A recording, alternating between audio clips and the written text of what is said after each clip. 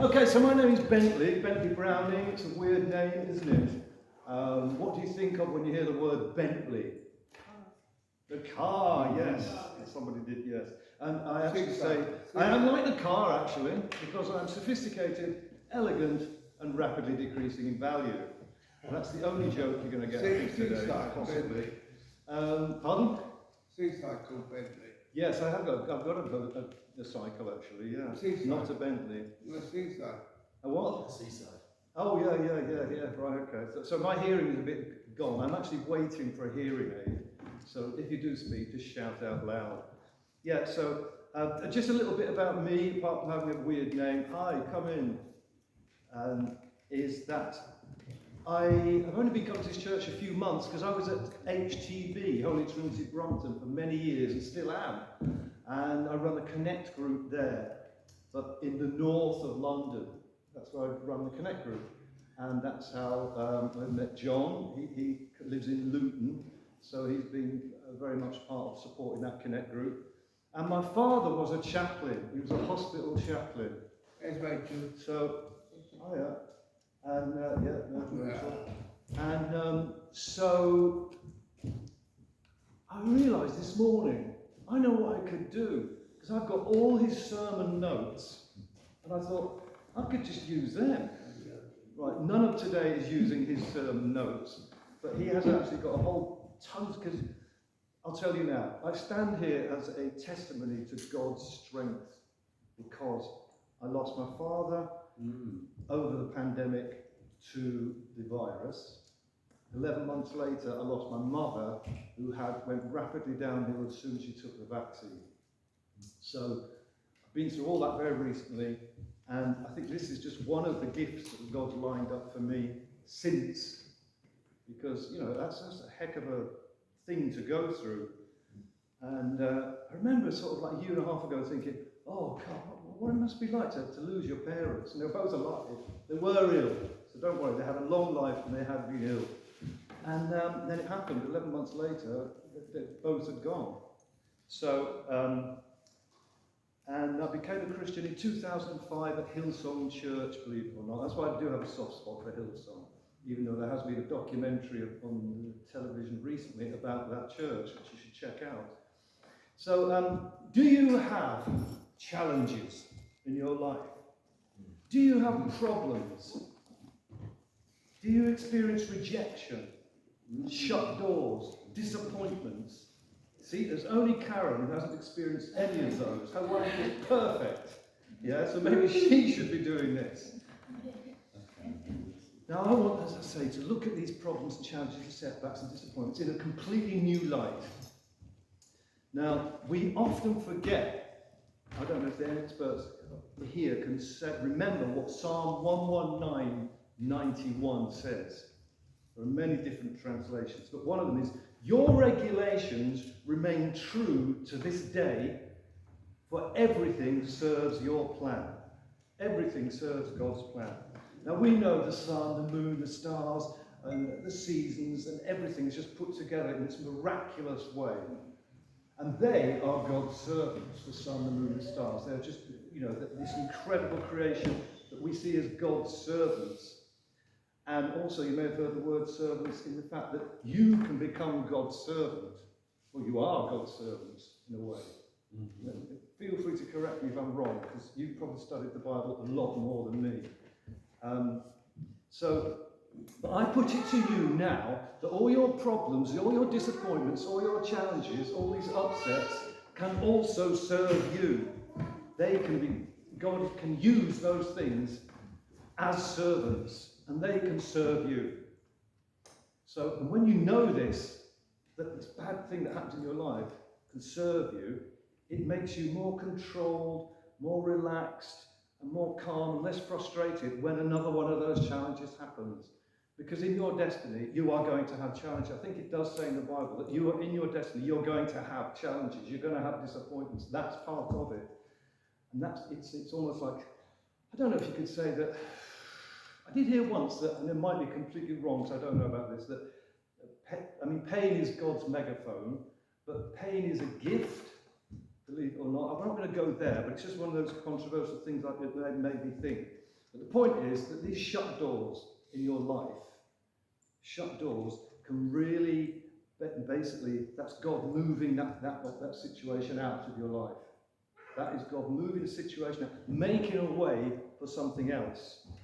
So these shut doors can actually serve God and hence serve you. So using a personal example from my life, major example, many years ago, I was not a Christian, living in London, and I fell in love with a girl with blonde hair, crystal blue eyes, and she was from Spain. We went out with each other for about a year and a half here. I was not a Christian, remember that. She went back to live in her country in Barcelona, and then after sort of like a bit of soul searching for about a year, I thought, do you know what? I'm going to go and move. And my life was going really well, but it had just taken hold of me. I thought, I'm going to go to move to Barcelona. And I did, and it sounds funny now, but I think that relationship with her went down as soon as my foot hit the tarmac of Barcelona. It just went wrong straight away. I don't know if you've ever been out with someone from another country. That person over here is looking for your lead, your support, your confidence, and you are the one that's like, oh yes, we'll go and do this, we'll go and do that. It was in reverse in another country. I was the one going, oh, I can't speak the language, oh, I don't know what I'm doing, I need to find a job. And it just created stress, and it just imploded really badly, the relationship. It led to depression, it led to heartbreak, it led to suicidal thoughts. The only time I've been very, very committed to the idea of killing myself. And I remember calling my mother and saying, that's it, I've given up my life in London, I do want to kill myself. So I went to bed that night, and then this song came on. I just put a cassette on, and these were the lyrics that I heard. And it was a song, believe it or not, by an artist called Prince. And it was a song called Anesthesia. And these are the words that I heard. And remember, I was not Christian. I think I was even smoking dope. I was just in a complete mess. These are words I heard. Maybe I could learn to love if I was just closer to something, closer to your higher self. I don't know. Closer to heaven, maybe. Closer to God, maybe. Then there's a bit more music. And then he says, save me, Jesus, I've been a fool. How could I forget you are the rule? You are my God, I am your child. From now on for you I shall be wild. I shall be quick, I shall be strong. I'll tell your story no matter how long. We are just a play in your master plan. Now, my Lord, I understand. And then the whole song repeats for about a minute, just going, love is God, God is love, love is God, God is love, God is love. So I went to bed. The next day, I was just driven to go to church. St. George's Church in Barcelona. I went there, gave my life to God, started serving in the kids' service, started working with the children and young adults and just getting involved. And I could feel healing going on. I thought, this is fantastic, because I really was in a bad way. So that was a great start. So I started going to the church. And then all of a sudden, we found out there was an American TV company looking for English-speaking actors. Not even actors, just anyone who could speak English. So I tried out for this. I thought, well, I could speak English, and I've done some amateur work in the Putney Players for about a week. That's all I'd done. And God was clever. He can turn anything around, because he took the anger and frustration I had and put it into this audition that I managed to get for a bad guy in an American series called You Dark Justice. And in the audition, I really just let loose and just did it all. It was a great channel for the anger, and actually got the job, which was amazing, because it was an incredible job. It's actually on YouTube, you can watch it. And I'd never done any professional acting before, and it started a new career. So I was thinking, oh, this is incredible, you're amazing. So you're amazing, God, you're changing my life around from pure pain. And then, so I was thinking, oh, what have I learned from this then? Well, I've never been as upset ever since. I mean, I have had rejection since and not dealt with them great, but never like this. So I think God teaches you strength. It teaches you the strength to deal with more rejections, more bad situations. It's like He's training you. I've witnessed and experienced the power of God's healing, it was such a real thing of just like, I remember a friend went away for 6 months and he came back, and I'd had the turnaround whilst he'd gone. He came back and he just looked at me and went, what's different about you? He just knew straight away, could see, he's now a Christian actually in a church and preaching in Nottingham, and he wasn't a Christian either. So he's had an interesting journey as well. And so it also, I think God teaches you stuff from these bad experiences. Like it made me realise, oh, what sort of woman do you want in your life? Do you need in your life? Not what you want. And are you going to trust God more for your relationship? Because I kind of felt he was laughing at my choices, and it made me sort of think, well, be careful, you know, just what you think about what you want, because it's not always about that. And this is what God does. Have a look at this. What is it?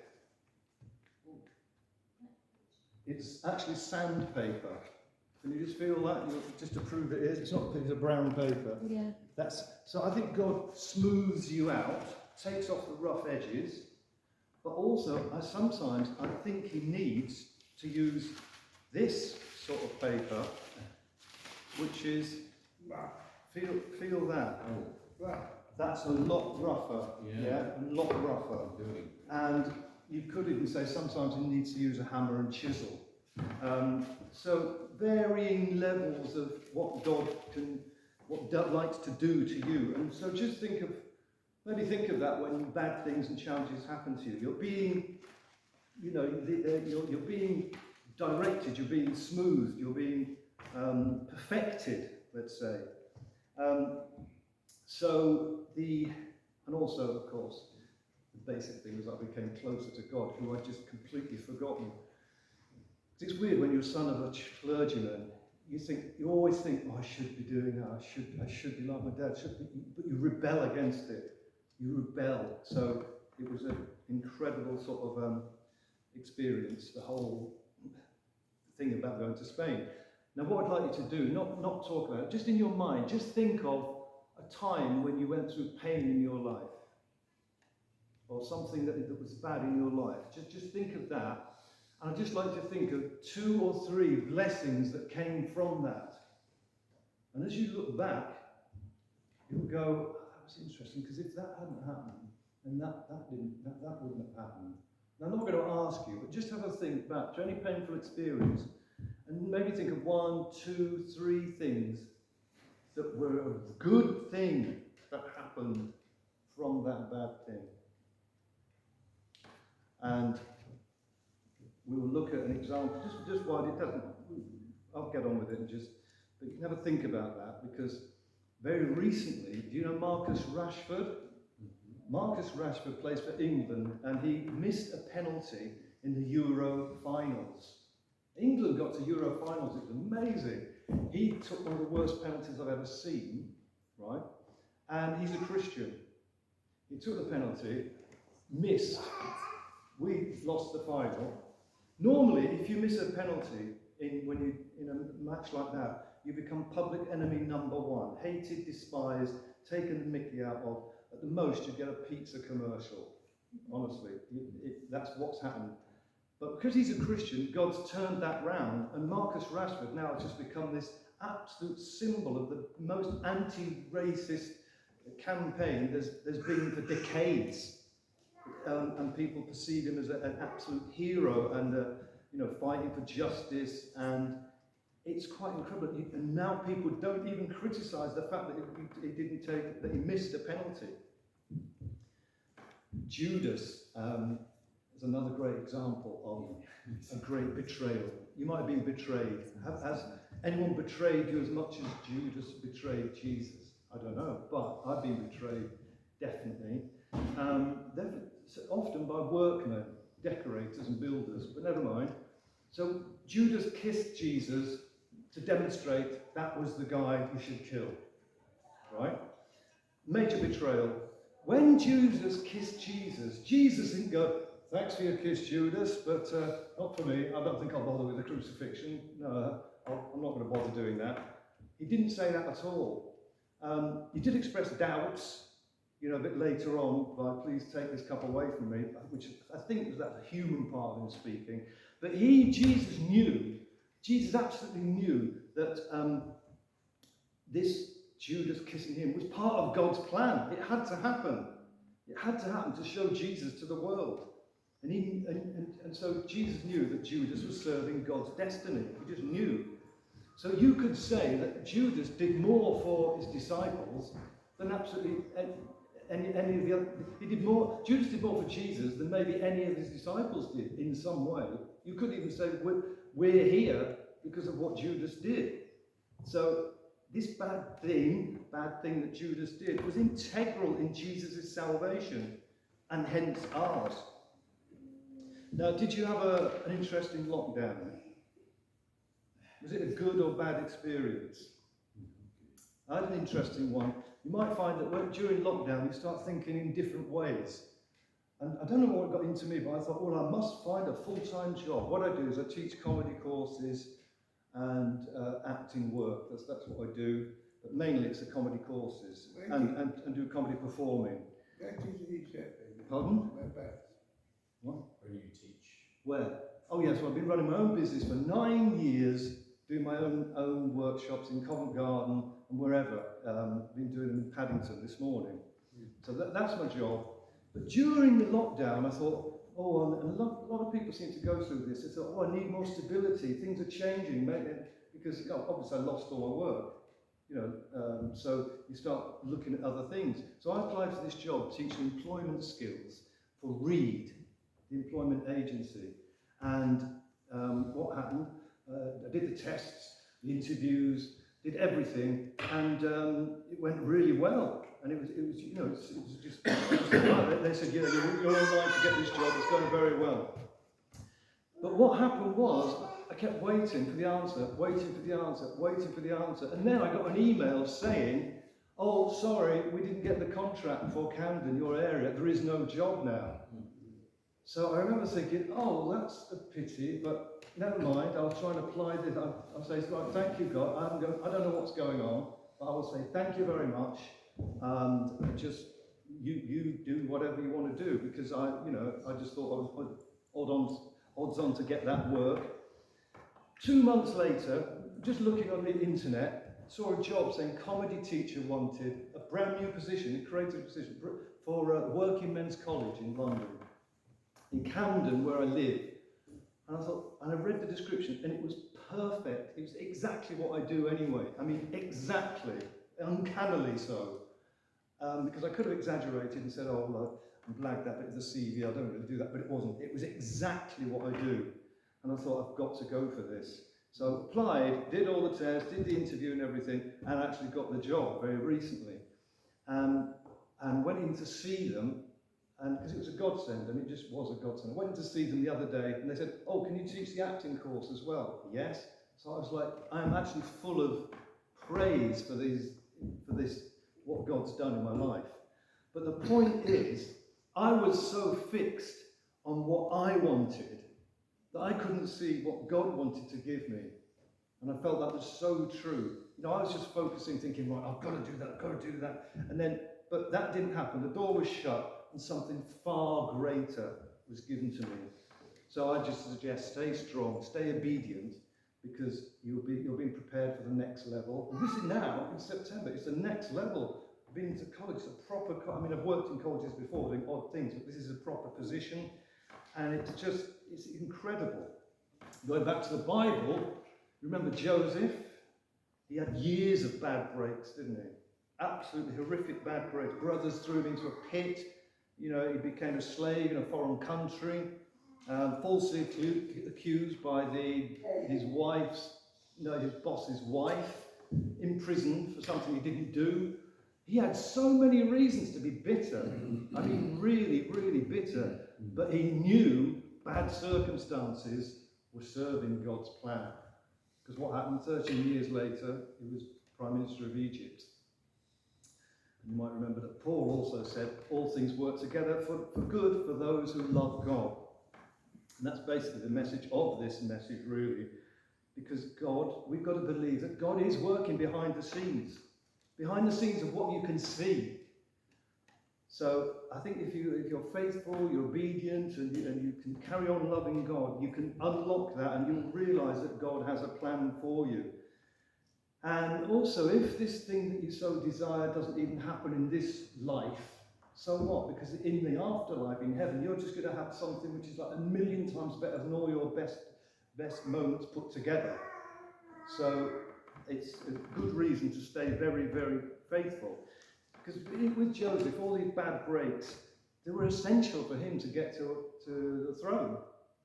So the message for us is, just keep doing the right thing when the wrong thing is happening. Stay in faith and let God connect the dots.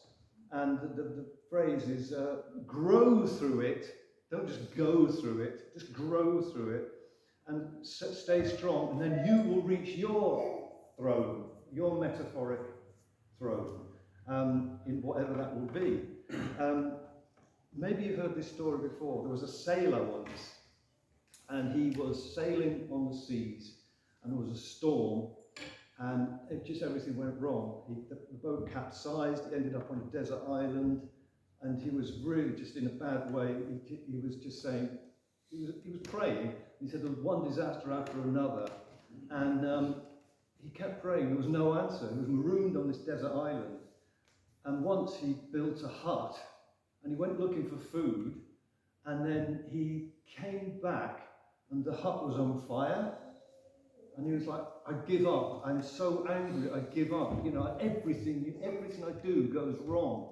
So he sits there on the coast, on this beach, just like, I give up. And then in the distance, he sees a boat, and the boat comes nearer and nearer, and he realizes it's the Coast Guard. And so the Coast Guard comes onto the beach, and the guy said to the Coast Guard, so how did you find me? And the Coast Guard says, well, we saw the smoke coming from the fire you built. Of course, he didn't build the fire. But the point is that sometimes what seems like a disappointment is just God positioning you for the next level, positioning you, or helping you, or guiding you. What seems like a disaster. So, is your hut on fire? Because if your hut's on fire, maybe God is positioning you for a new level. I will be finishing in a minute, because this is just the end part where I'd like you to sort of echo this prayer in your heart. Now, if you're tired and you want to give up, and too many things have gone wrong, tap into His grace by this prayer. So just in your heart, can you repeat this? Father, thank you that your grace is sufficient for everything I'm facing. I'll read it again. Father, thank you that your grace is sufficient for everything that I'm facing. I may not understand it, but I know it's your plan to grow through it and come out better. You remember Paul asked God 3 times to remove the thorn, and God said, my grace is good enough for you. So just think finally, what's the most important relationship in your life? What is the most important relationship in your life? Could it be your relationship with God? And what increases your relationship with God more? These good things or bad things? So when you get these setbacks, just try and say, thank you for these setbacks, God, because they are setups. Because believing that as much as you can will lead you into a new level of faith, a new level of intimacy with the Holy Spirit, a new level of peace, a new level of satisfaction, a new level of being able to help others. So that is my message. Just see your setbacks as setups. So thank you for listening, and we'll have a 5-minute break, and then we'll get on with John's.